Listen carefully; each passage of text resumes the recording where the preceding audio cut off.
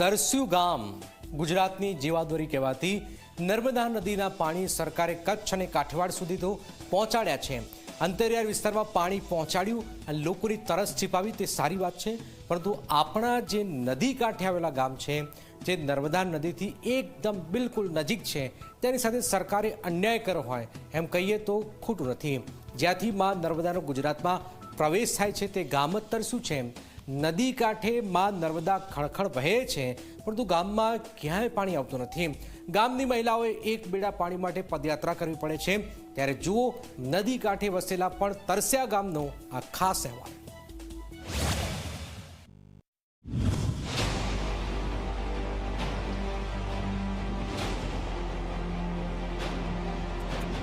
આ નર્મદા નદી ગુજરાતની જીવાદોરી, એનું પાણી સરકારે કચ્છથી લઈને પાકિસ્તાન બોર્ડર સુધી નહેરો દ્વારા પહોંચાડ્યું, પણ નર્મદાના કાંઠે જ બેઠેલું હાફેશ્વર ગામ આજે ઉનાળાના તાપમાં પાણી વગર તરસી રહ્યું છે। આ ગામના લોકોની વેદના અને તંત્ર સામેનો રોષ આજે ઉભરાઈ રહ્યો છે।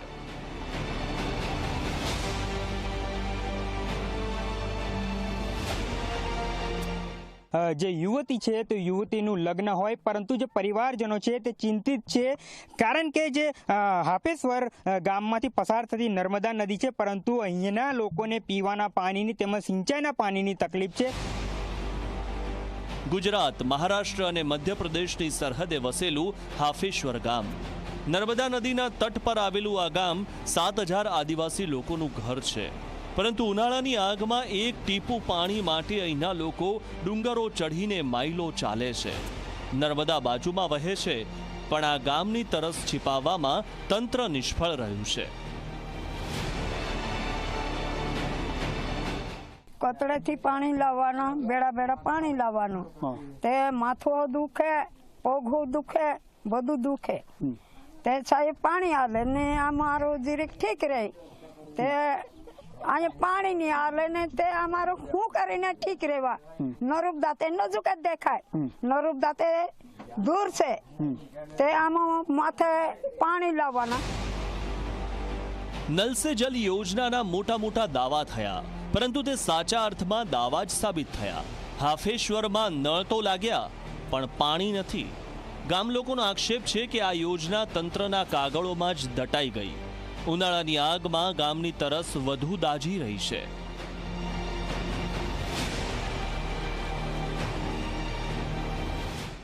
હાફેશ્વરમાં નલ સે જલ યોજનાનું નામ તો છે, પણ ખાલી 2 ફળિયા પૂરતું જ છે, એ સિવાય બાકીના 10 ફળિયા એમને એમ જ છે। આજે આખું ગુજરાત નર્મદા નદીના કારણે આખું ગુજરાત આજે વિકસિત છે, પણ અમે જે કિનારે રહીએ છીએ અમને એનો લાભ મળવો જોઈએ, પણ અમારા લોકોને આનો લાભ મળતો નથી। પાણી વહેલી તકે નહીં આપે તો અમે આંદોલન કરવાના છે। આ જે પાણી અહીંથી જાય છે એ પાણીને બંને પંપો બંધ કરાવવાની અમારી માંગ છે। હવે આ ગામની કઠણાઈ જુઓ। ગામમાં એક યુવતીના લગ્નનો પ્રસંગ છે, લગ્નની તૈયારીઓ ચાલી રહી છે, પણ પાણીની અછતે પરિવારની ખુશીને ગ્રહણ લાગ્યું છે। ઉનાળાની આ આગમાં મહેમાનોનું સ્વાગત કેવી રીતે કરવું એ ચિંતા પરિવારને ખાઈ રહી છે। એટલે આવી રીતના અમે લગ્ન છે, જો છોકરીને એટલે પીપળા ને બધું ભેગું કરી મૂકીએ છીએ। આવી રીતના પાણી અમે ભેગું કરશું, લગ્નમાં મહેમાન આવશે અને પીવડાવશું બરાબર। તો જો અહીં નર્મદા નજીક રીતે એમને નહીં મળતો, ઠેઠ કાઠિયાવાડી સુધી જતો હોય તો અમને કેવું લાગે અહીં નજીકવાળાને। એટલે સરકારે એમ કર્યું છે એમ કહે છે, પણ આ બાજુ કોઈ પાણી આવ્યું નથી। આ તો બેડે બેડે તો ઠેઠ નીચેથી લાવવું પડે છે અમારે કોતેડામાંથી। કેવી તકલીફ પડે છે? બહુ તકલીફ પડે સાહેબ, પણ શું કરવું, બધું અમારે કરવું પડે। જો આવેલું છે એટલે એને તો ધીરે ધીરે પૂરું કરવું પડે। પછી આજે લગ્ન છે, મારા મામાના છોકરીને છે, મારી ભાણેજ ના લગ્ન છે, તો એના માટે અહીંયા આવ્યા છે પાણી ભરવા। તો પાણી હા અહીંયા પાણી નથી એટલે અમને ભરવા જ પડે ને। લગ્નમાં પાણી ભરવા માટે લગ્નમાં પાણી ભરવા માટે થઈએ ને, મેં શું લેવા આવ્યા। નર્મદાના કાંઠે આવેલું હાફેશ્વર ગામ કુદરતી સૌંદર્યથી ભરેલું છે, પણ પાણીની અછતે આ સૌંદર્યને ઝાંખું કરી દીધું છે। જ્યારે રાજ્યના દૂરના ખૂણાઓમાં નર્મદાનું પાણી પહોંચી ગયું, ત્યારે આ ગામની તરસ કેમ નથી छिपाती? પ્રશ્ન એ છે કે તંત્રની નિષ્ફળતાની આ સજા ગામ લોકો ક્યાં સુધી ભોગવશે? શું સરકારની યોજનાઓ આ ગામની તરસ छिपाવશે કે વેદના યથાવત રાખશે?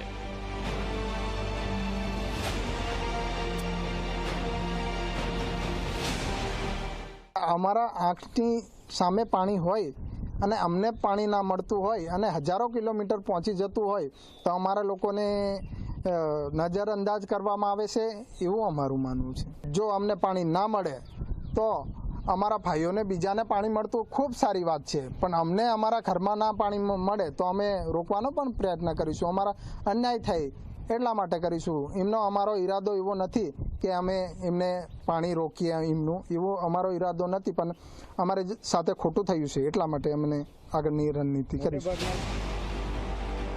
હાફેશ્વરના લોકોનો રોષ આજે ઉભરાઈ રહ્યો છે.